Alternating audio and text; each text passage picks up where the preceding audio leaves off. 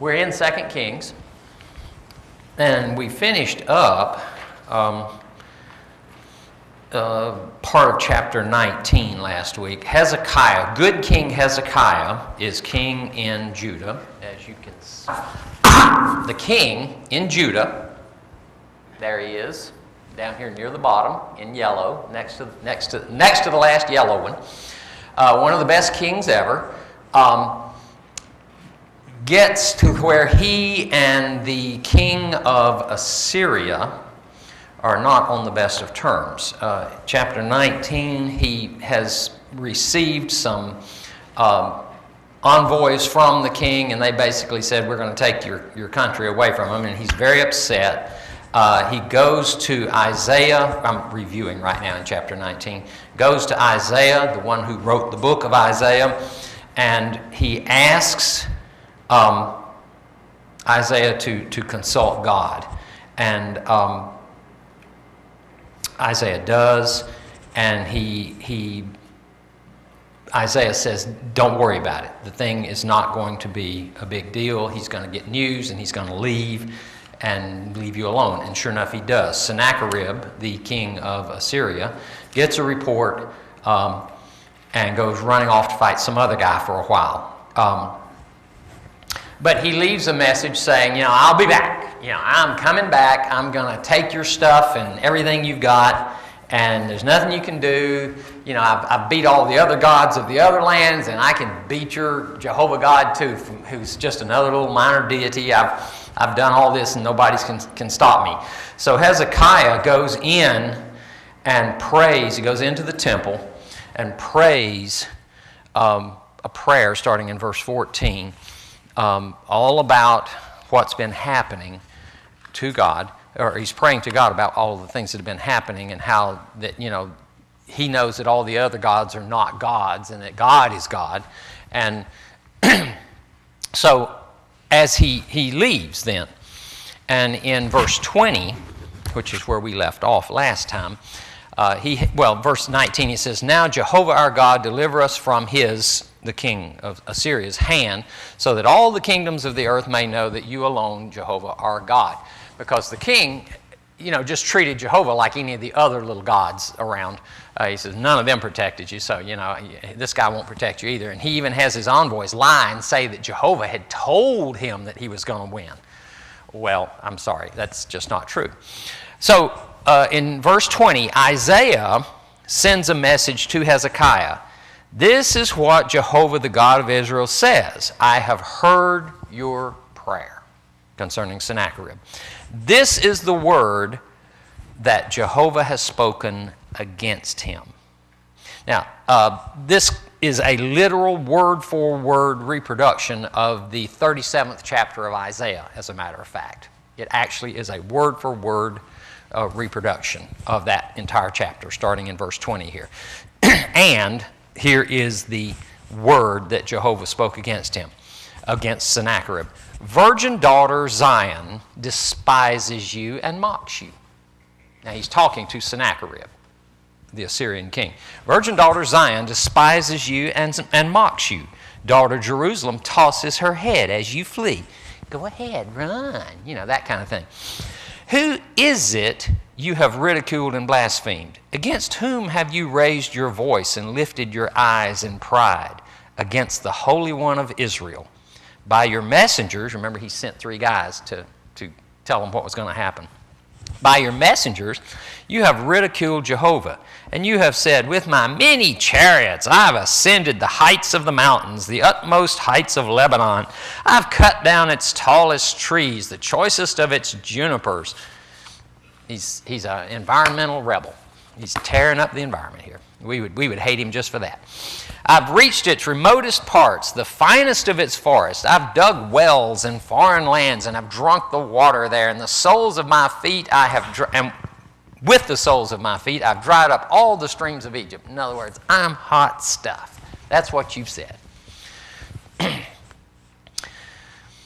So God, and he's going to continue saying, this is what you said, king of Assyria. Have you not heard? Long ago I ordained it. In days of old I planned it. Now I've brought it to pass, that you have turned fortified cities into piles of stone. Their people drained of power and dismayed and put to shame.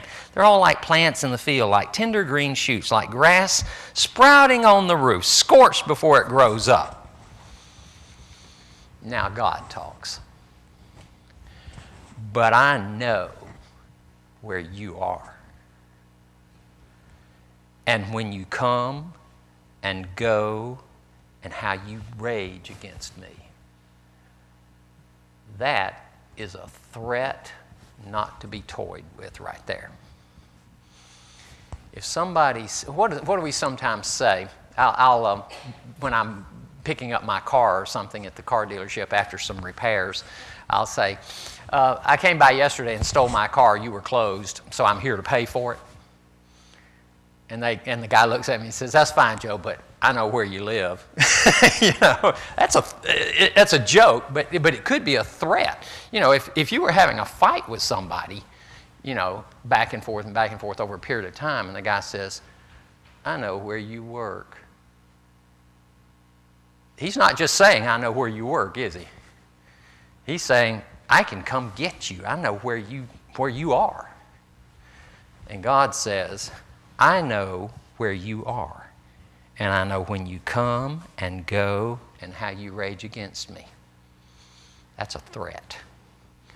Because you rage against me and because your insolence has reached my ears, I will put my hook in your nose and my bit in your mouth. In other words, I'm going to treat you like an animal. And I will make you return by the way you came. This will be the sign for you, Hezekiah. Now this is just very poetic and it's not real obvious what he means. This year you will eat what grows by itself, in the second year what springs from that, but in the third year sow and reap, plant vineyards and eat their fruit. Once more a remnant of the kingdom of Judah will take root below and bear fruit above, for out of Jerusalem will come a remnant and out of Mount Zion a band of survivors. The zeal of Jehovah Almighty will accomplish this. Therefore, this is what Jehovah says concerning the king of Assyria. He will not enter this city or shoot an arrow here. He will not come, he's telling this to Hezekiah now. He will not come before it with shield or build a siege ramp against it. By the way that he came, he will return. He will not enter this city, declares Jehovah. I will defend this city and save it for my sake and for the sake of David, my servant. That's pretty definitive, isn't it?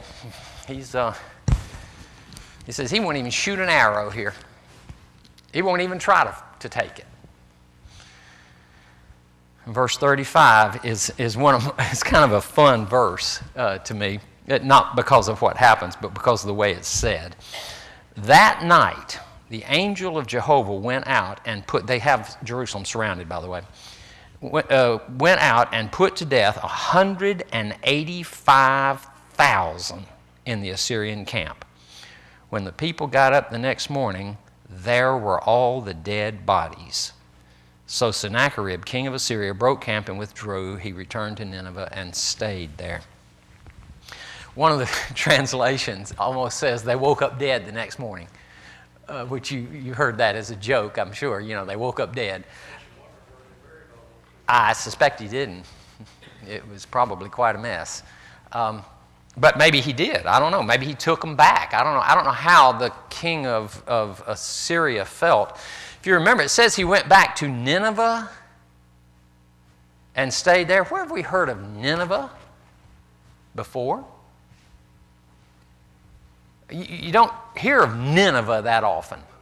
Nineveh was the eastern palace of the Assyrians. It was. But where else have we heard that name? Jonah. Jonah is living during this time, by the way. In fact, he's been mentioned once or twice already. But, you know, that story of Jonah has nothing really to do with the Jews, does it? He's being sent to Nineveh, the sworn enemy, the inner sanctum of the sworn enemy of the Jews. He didn't want to go. He wanted them to be destroyed. The Ninevites were seriously brutal people. He didn't want to, in fact, he probably feared that they would kill him if he went there. And this is interesting because I think the book of Jonah shows God even loves his worst enemies. And when Jonah finally did go to them, what did they do? They repented. So, two things there. God loves his worst enemies, or the worst people there are, and sometimes they will come to God. So it's not up to us to reject people. It's up to us to spread the word. Now, it does make sense to focus on low-hanging fruit, if you can, because that's easy. But, you know, there are some people who are called to the worst of people, or the most difficult of people, let's say. But there's nothing wrong with focusing on low-hanging fruit. That would be those who are very receptive to the Word of God. That's fine. But God can also forgive and save the worst of us, especially if we turn to Him. So anyway, he returns to Nineveh, and it says he stayed there. It says one day, we're talking about the king, Sennacherib of Assyria. One day while he was worshiping in the temple of his god, I guess that's pronounced Nisroch or Nisruk or something like that, Nisroch, not sure. His sons, I'm not even going to try to pronounce their names, killed him with the sword. Good children. Kill their own dad with a sword in church. And they escaped to the land of Ararat. And we know where that is, right? Where the Mount Ararat is in Turkey. And another son, Esarhaddon, I guess. Esarhaddon. Okay, I'll dig it. However you want to say that. His other son, one of his other sons, succeeds him as king. It's interesting because Esarhaddon is a forerunner of Nebuchadnezzar. Yes. In fact, I haven't really gone into the huge study of that, so anytime you want to bring some of that up, I'd be more than happy to hear it, okay? There's another one in between this actually, there's another Esarhaddon, the Yeah. second, and there's an Evil. Junior. No, it's not a junior. Oh, he's not related to him, huh? Well, he's related, but it's a couple of generations back. Oh, okay. Not junior, but the second, okay. Evil Morodach that comes in there between this Esarhaddon and Nebuchadnezzar. I don't know about you, but I'm fascinated by that kind of history. I just don't know much about it. It's fairly far back there, and I just never have looked into it that much. I mean, I know the name, Cyrus, king of Persia, and Nebuchadnezzar, and those names and everything, but I haven't really studied it. And one of these days I'm going to have to get around to that. Okay, so basically the king of Assyria, his army is decimated by an angel of God, and he does not attack Jerusalem, and so Jerusalem is saved. Chapter 20. New story about Hezekiah. Remember, Hezekiah's a great king, good king. In those days, Hezekiah became ill, and we're going to find out what the illness was here in a bit. He becomes ill and was at the point of death. Isaiah goes to him and says, "Yep, Jehovah says, get your things together. You're going to die, boy. You will not recover. It's going to happen." And this is one of those really cool stories that has stuck with me my whole life. Even as a child, I remember this. Hezekiah turns his face to the wall. Apparently, he didn't have his bed in the middle of the room. Turns his face to the wall and prayed to Jehovah. This is what he says. "Remember, Jehovah, how I have walked before you faithfully and with wholehearted devotion and have done what is good in your eyes." And Hezekiah wept bitterly. In fact, I guess that may be the second shortest verse in the Bible, and it contains wept in the shortest verse in the Bible, as you recall. Jesus wept, and Hezekiah wept bitterly. That's probably not a short verse because it's the end of a longer verse. So he is very upset. Now, today, I'm of the opinion we should have a different view than he had. It's natural for us to want to continue to live. But as I get older, that desire is not quite as strong as it used to be. I'm getting old. I feel the pains. I'm kind of seeing eternity. I'm sort of looking forward to being with the Lord. In fact, if asked, we all say we're looking forward to being with the Lord. But you remember the joke where the old guy is sitting in the back of the room and he's asleep, and the preacher is talking, and he's making his points, and he sees the guy in the back of the room, and he just yells really loud, "Everybody who wants to go to heaven, please stand up!" And the guy wakes up, and he sees everybody standing, and he doesn't stand because he didn't hear exactly what the preacher said.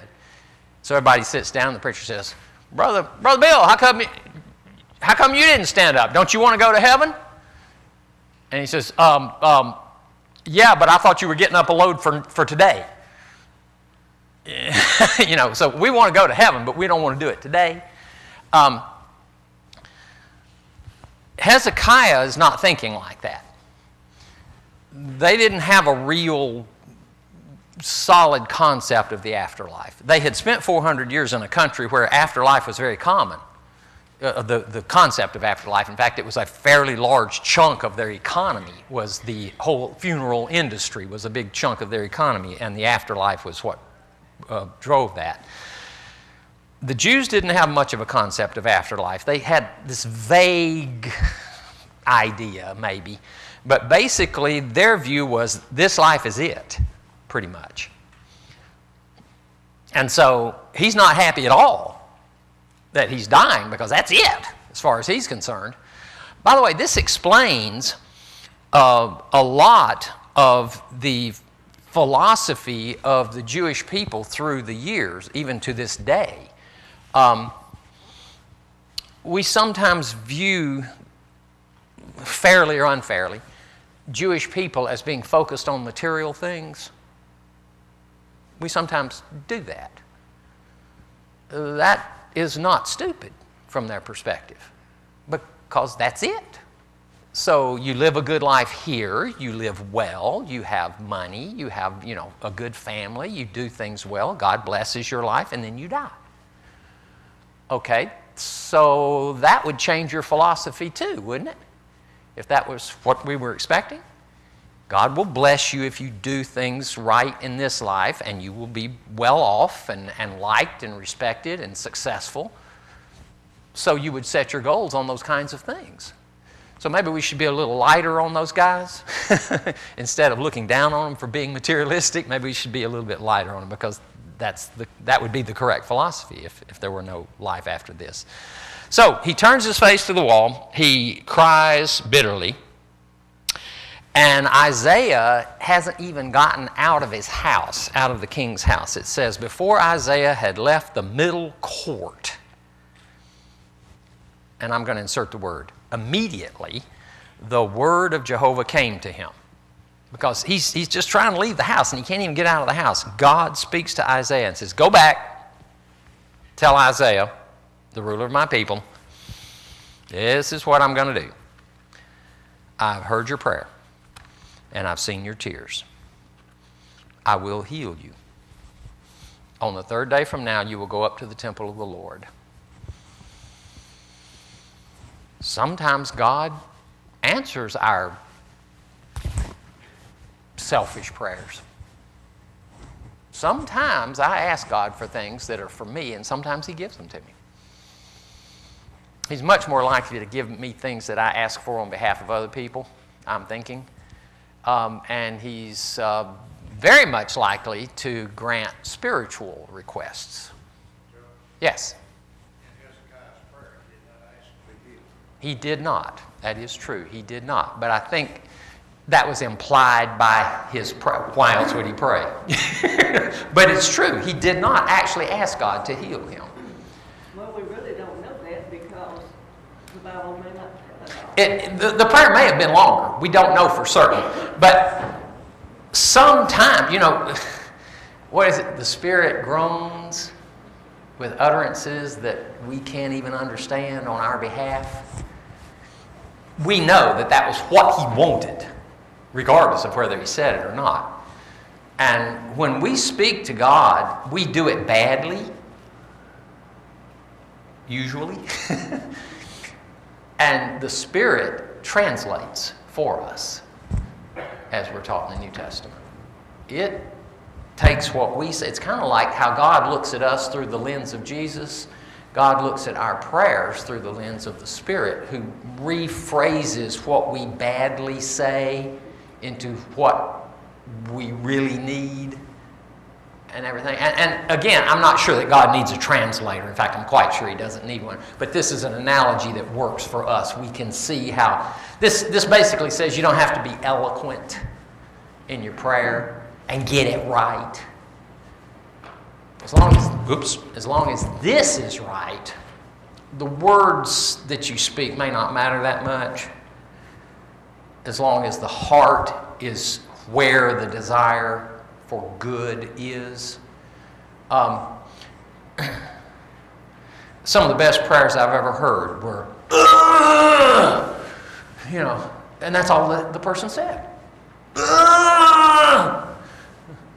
And that's a great prayer, because all of the feeling goes right to God. Everything.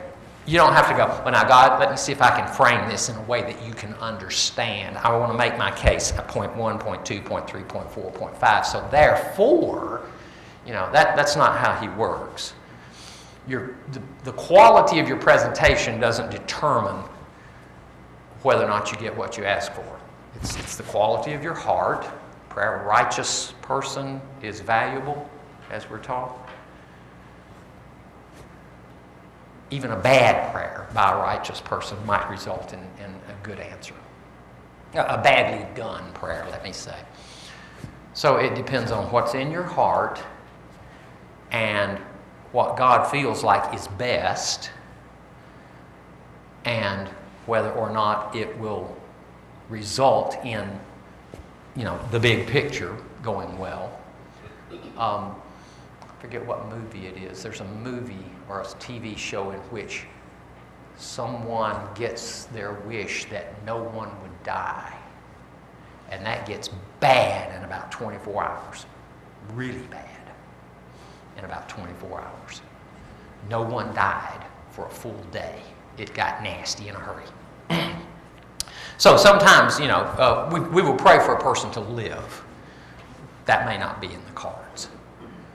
So why should we pray for things like that?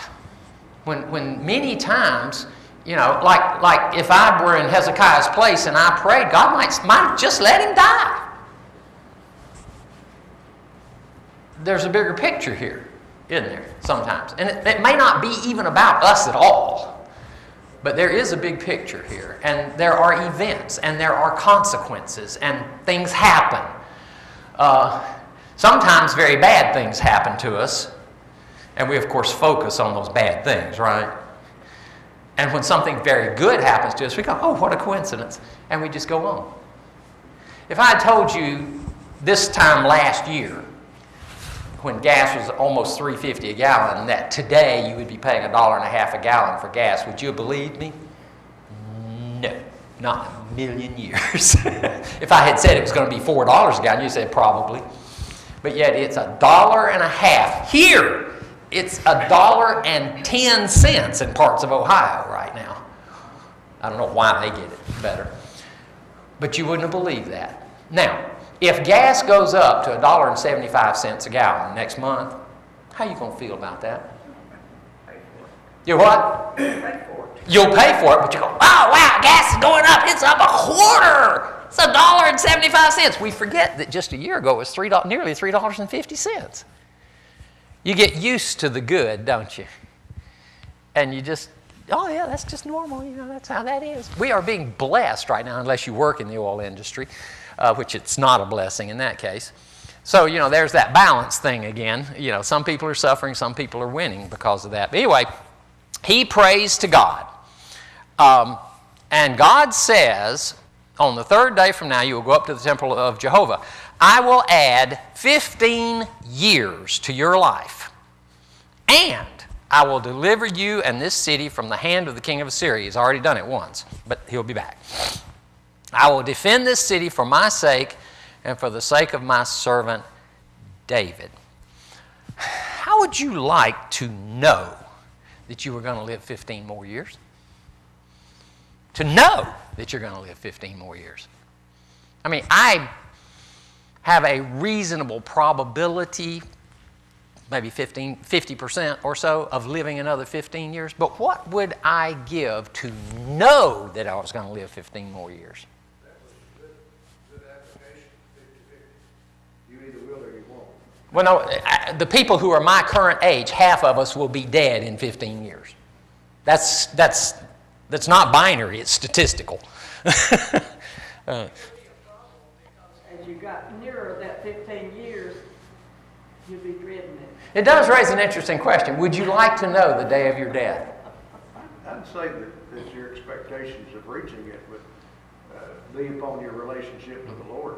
You know, oftentimes we dread even talking about death and dying. Mm-hmm. But a person's in the right relationship with the Lord, that's just my interest to get into the next world. This goes back to the thing I was kind of alluding to earlier. You know, I want to go, you know. Maybe not today, but tomorrow might be okay, you know. I made it through the Super Bowl, you know, so, you know, what else is there? But if you knew you were going to live another 15 years, I don't know if that would be a blessing or a curse. I don't know how I'd feel about that. The story is told of the Cyclops. The Cyclops was a sad creature as well as a monster in one of the stories that I've seen on TV because he knew the day of his death. All Cyclopses knew the day they were going to die. And so they were sad, solitary creatures because they knew when they were going to die. The exact date and time. But anyway, he says, I'll add 15 years to your life. And so they're going to inject something that's a little bit out of place right here. It'll make some sense, but it's not chronological exactly. So he says, I'll add 15 years to your life. Verse 7, then Isaiah says, prepare a poultice of figs. Okay.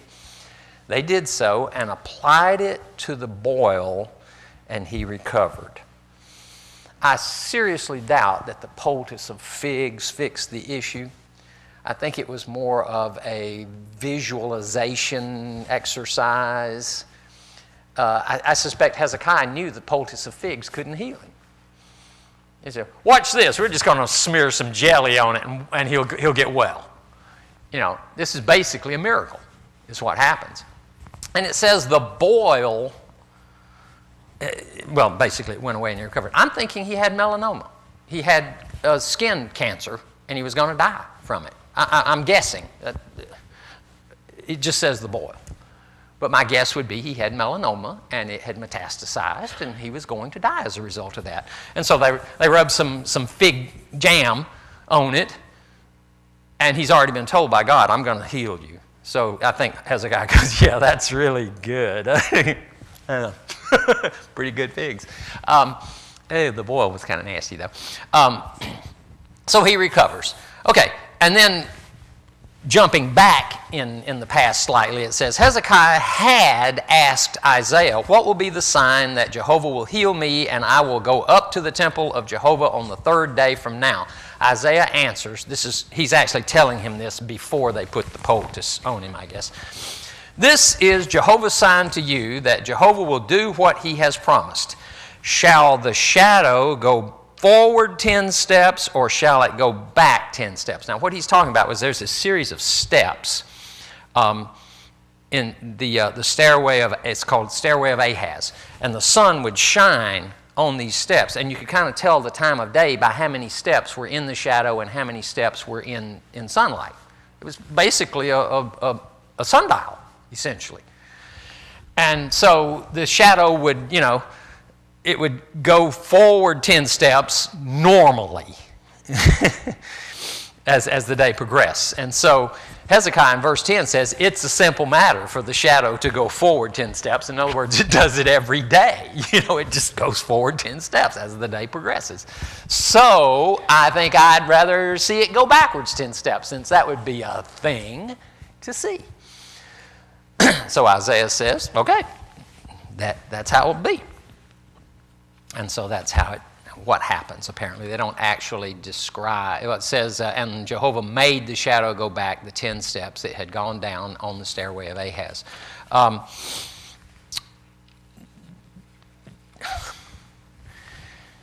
What if something like that happened today?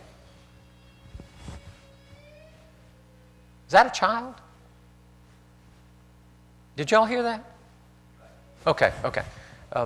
I'm sensitive to out-of-the-ordinary sounds, because if I get an out-of-the-ordinary sound at my house, it means a water heater has gone out or an air conditioner is breaking or something like that's going on. So I pay real close attention to odd sounds.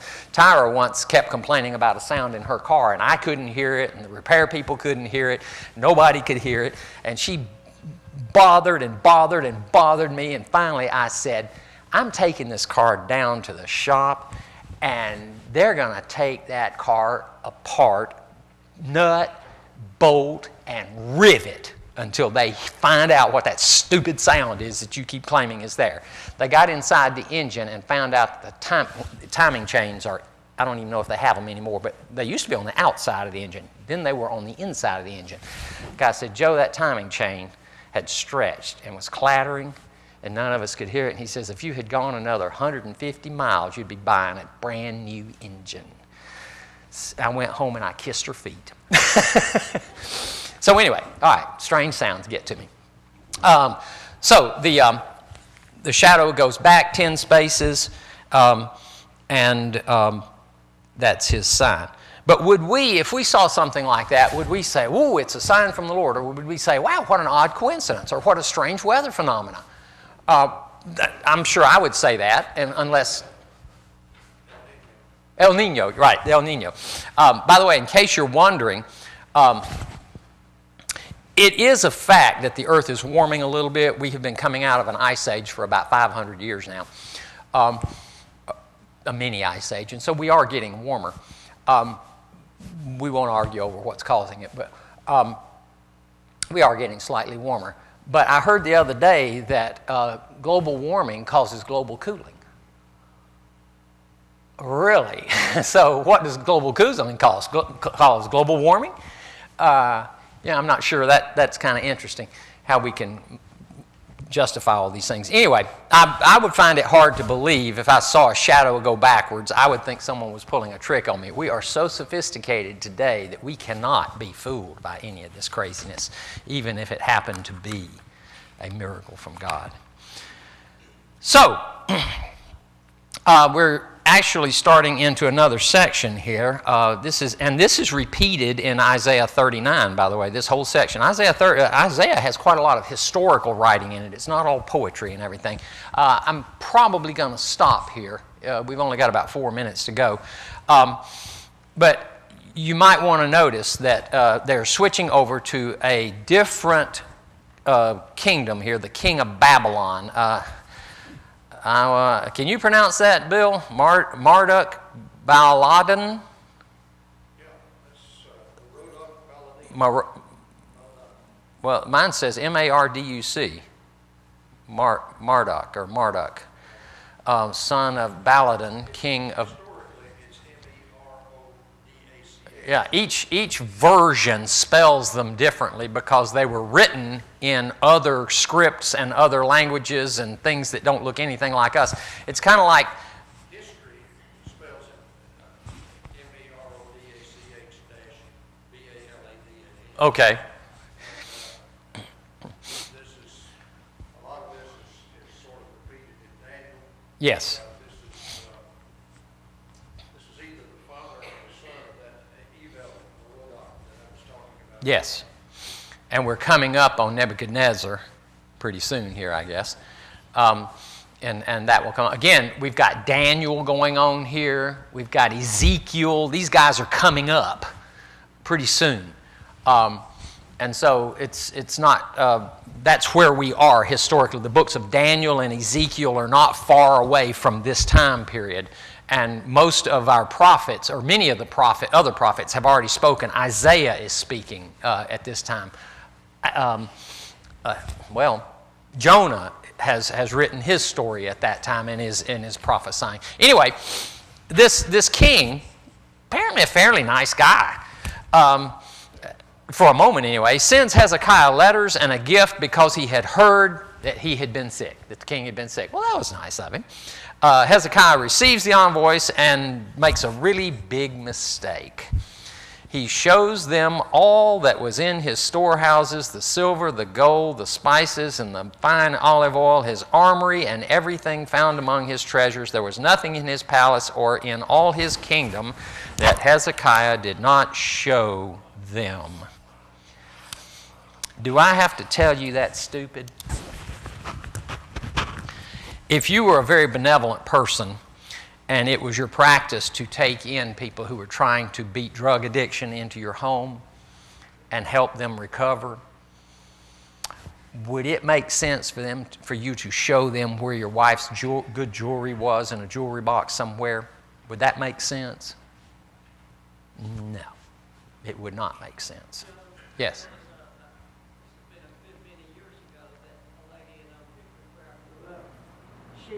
Can you speak just a little bit more? A lady in Old Hickory, where I grew up, had took in a girl that like that. It was, helping her out and all.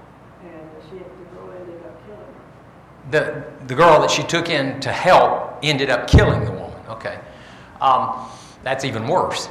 But it makes no sense. I mean, I'm sure what the king was doing is he was trying, he was a little bit prideful, maybe a lot prideful, and so he's going around, look at all the stuff I've got. Look at what all I have. See this? I've got lots of gold. Look, let me open this treasure room. See, it's just knee-deep in gold coins. And I'm sure these guys go back to the king and go, guess what he's got? Let's go take it. And they end up doing that, by the way. But that, even the best of people, remember Hezekiah was a great, good king. God favored him greatly. But we all have our blind spots and our weaknesses. And his apparently was one of pride. That's a hard one because we all have a certain amount of pride. I got my pride hurt. And so now I'm going to do something stupid and break off a relationship that I shouldn't break off because they hurt my pride or they hurt my feelings. We all have a little of that, don't we? Again, we learn a lesson here that it does not, you are not perfect. These people were not perfect. You are not, and I am not. In spite of what I keep telling my wife, she keeps pointing out to me that I am definitely not perfect. And I'm starting to believe her. So we'll call it quits there, and we'll pick up at that point next time. I am thankful for God's blessings on you and on me, and I pray that we will focus on those blessings and take joy in those blessings and give glory to God for those blessings through Christ our Lord. Amen.